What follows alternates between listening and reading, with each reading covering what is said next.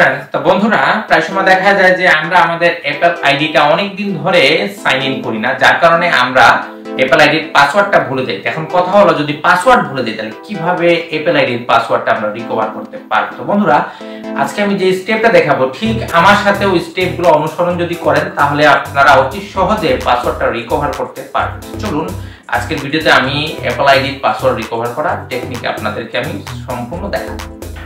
Google open করে লিখবেন manage Apple ID, এটা লেখার পরে এন্টার প্রেস করবেন। তো এন্টার প্রেস করার পরে এরকম একটা পেজ আসবে। তো উপরে যে লিংকটা দেখতে পাচ্ছেন manage and use your Apple ID, এটা অন্য একটা ট্যাবে ওপেন করবেন।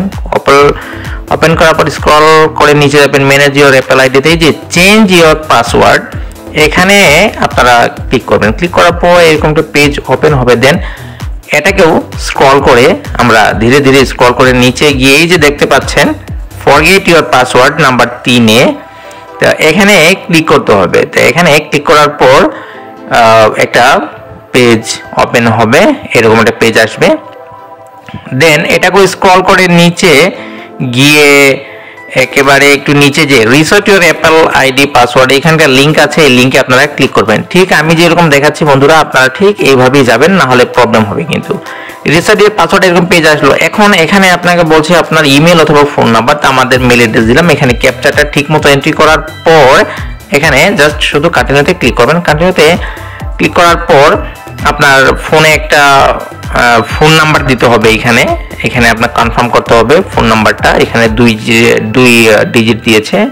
এখন আপনি যে ফোন নাম্বার দিয়েছেন সেই ফোন নাম্বারে একটা ভেরিফিকেশন কোড পাঠাবে। দেন আমার সেন্ড কোডে ক্লিক করতে হবে। সেন্ড কোড ক্লিক করার পর ফোনে যে ভেরিফিকেশন কোডটা আসলো সেটা এখানে এন্টার করার পর দেন শুধু এখানে কন্টিনিউতে ক্লিক করবেন। কন্টিনিউতে ক্লিক করার পর আপনার মেইলে একটা কোড পাঠাবে, এর জন্য আবার আপনাকে সেন্ড কোডে ক্লিক করতে হবে। সেন্ড কোডে ক্লিক করার পর আপনার মেল অ্যাড্রেসে একটা কোড যাবে, সেই কোডটা এখানে এন্টার করার পরে শুধু এখানে কন্টিনিউতে ক্লিক করবেন।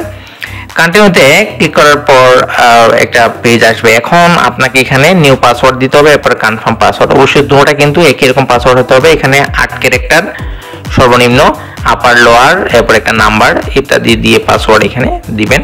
পাসওয়ার্ড দেওয়া শেষ হয়ে গেলে স্ট্রং দেখাচ্ছে। এরপরে পাসওয়ার্ড যখন দেয়া আপনাদের শেষ হয়ে যাবে, যা শুধু এখানে কন্টিনিউতে ক্লিক করবেন।